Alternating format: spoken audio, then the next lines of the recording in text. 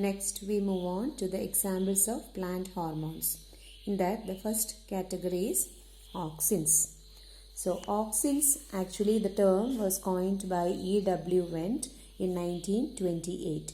And this term came from a Greek word auxein, which means to grow. So, the term auxin came from a Greek word auxein, which means to grow. And the auxins are the first growth hormone which was discovered in the plants.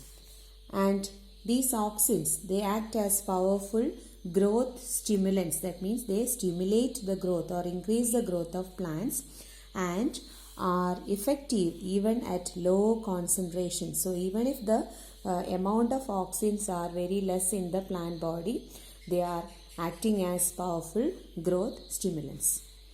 Now moving on to the occurrence of auxins in the plants. Which are the regions where the auxins are located? First one is shoot apex. Then we have the root apex. Apex refers to the tip of the shoot, tip of the root, as well as the lateral meristems.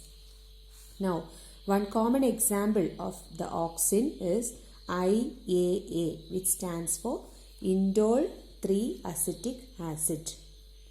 And indole 3-acetic acid or IAA is the main natural auxin which is found in case of plants. So we just told about the term auxin. What is its main influence on the plants? That is, they act as growth stimulants, and even in low concentration they are effective. And their occurrence is mainly at the tip of root, shoot, as well as in the lateral meristems. And the common example is IAA or indole acetic acid. Now moving on to the functions of auxins.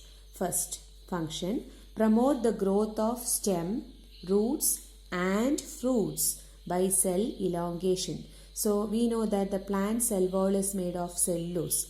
So there occurs the cell wall loosening or relaxation in order to increase the growth of stem, roots as well as the fruits.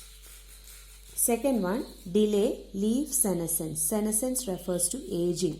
So the leaf aging is delayed. That means it is the time period is increased so that the leaf senescence does not occur very fast. Third function, they promote the growth of apical buds and inhibit the growth of lateral buds. So we can observe apical buds at the tip of the stem or the branches of the plants, as well as lateral buds can be observed. So the growth of apical buds is promoted. At the same time, the growth of lateral buds is inhibited by the influence of auxins. So this phenomenon we call as apical dominance. So apical dominance refers to the suppression of the lateral buds as well as the promotion of the apical buds in plants. And that is, apical dominance is promoted by the auxins. Now moving on to the next function, that is, they induce fruit formation without fertilization. This is very important function of auxin. The phenomenon of fruit formation in plants, actually the fruit formation happens as a result of fertilization, but in these case, that is in the case of the auxins, the fruit formation can happen even without fertilization. So that phenomenon we call as parthenocarpy, and the fruits produced by parthenocarpy we call as parthenocarpic fruits. For example, oranges, grapes, banana, all can be produced by the parthenocarpy method.